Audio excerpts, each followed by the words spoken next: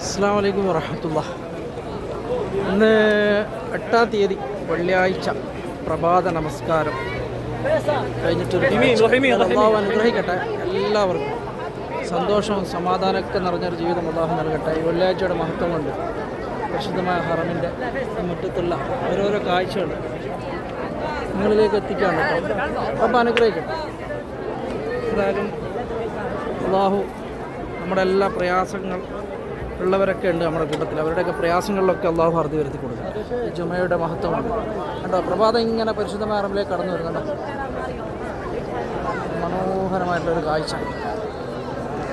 അള്ളാഹു അനുഗ്രഹിക്കട്ടെ. ആമീൻ. പടച്ച റബ്ബിൻ്റെ കരുണയും കടാക്ഷങ്ങളൊക്കെ നിങ്ങൾക്ക് ഉണ്ടാവട്ടെ.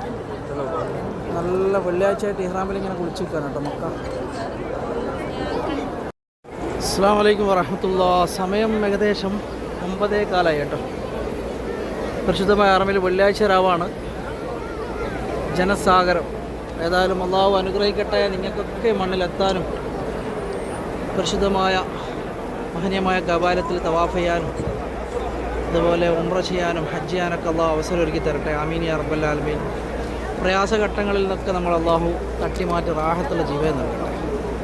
അതുപോലെ കിടപ്പ് രോഗികളായിട്ടുള്ളവരും രോഗങ്ങൾ വന്നിട്ട് പ്രയാസപ്പെടുന്നവരും സാമ്പത്തികമായിട്ടൊക്കെ പ്രയാസപ്പെടുന്ന ഒരുപാട് മനുഷ്യരുണ്ട്. അവരിലൊക്കെ അള്ളാഹുവിൻ്റെ റഹ്മത്ത് പെയ്തിറങ്ങട്ടെ. അവർക്കൊക്കെ സമാധാനവും സംരക്ഷണവും അള്ളാഹു നൽകട്ടെ. രോഗങ്ങളിലൊക്കെ അള്ളാഹു കാമിലാശിഫ നൽകട്ടെ. ഏറ്റവും കൂടുതൽ നമ്മളെ ഇടയിൽ രോഗങ്ങളാണ് കേട്ടോ.